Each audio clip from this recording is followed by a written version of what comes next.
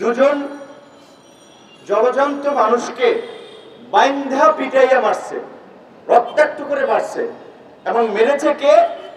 সেখানকার UP chairman এবং UP সদস্য। এটা নিশ্চয়ই একটা নৃশংস ঘটনা, একটা বর্বর ঘটনা, একটা জঘন্য ঘটনা। তা এই আর কোনো পরিচয় খোঁজার দরকার নাই।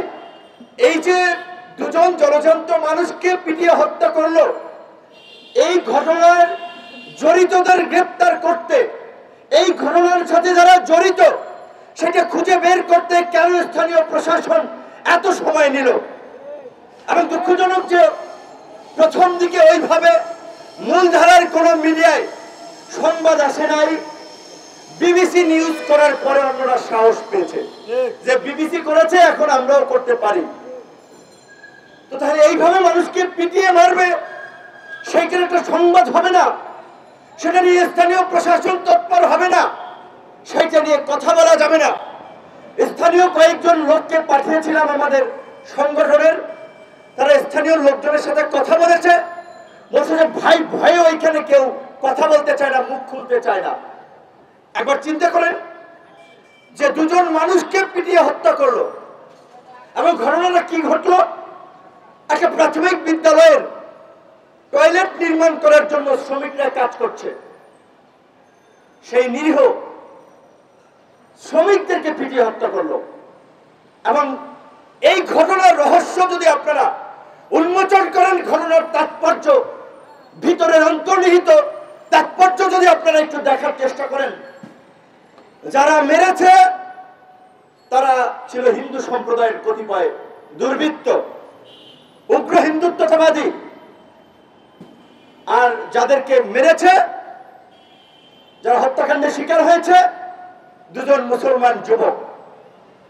তো এই হিন্দুরা মেরেছে, একজন হিন্দু মারতে পারত, কিংবা মুসলমান, ওরা শ্রমিক, ওদেরকে মুসলমানদের দিয়েও মারাইতে পারত। কেন হিন্দু এবং মুসলমানের বিষয় এইখানে তৈরি হলো?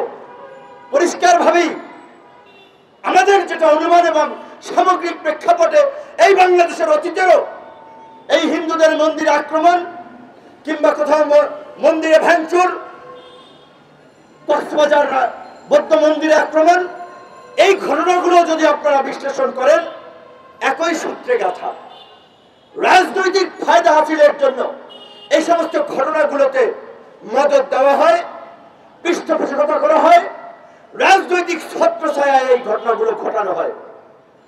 ভারতের লোকসভা নির্বাচন, রাজনৈতিক সচেতন মহল এবং দেশের বুদ্ধিজীবীরা স্বাভাবিকভাবেই একটা আশঙ্কা করেছিল, ওইখানে ভারতে উগ্র হিন্দুত্ববাদী যে বিজেপি দল, তাদেরকে জেতানোর জন্য ওই উগ্র হিন্দুত্ববাদী দলের মদত পুষ্ট আওয়ামী লীগ এবং এইখানকার ফাঁসিবাদের দোসররা এইখানে একটা সাম্প্রদায়িক ঘটনা ঘটাবে।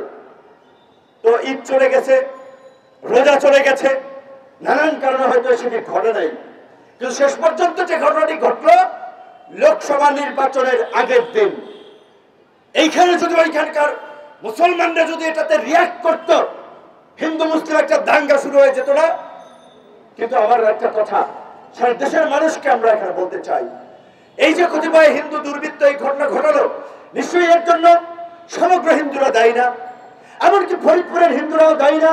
যদি সরকারের কোন মদত সংশ্লিষ্টতা না থাকে, অনতিবিলম্বে এই ঘটনার প্রকৃত রহস্য উন্মোচন করে জাতির সামনে তুলে ধরতে হবে।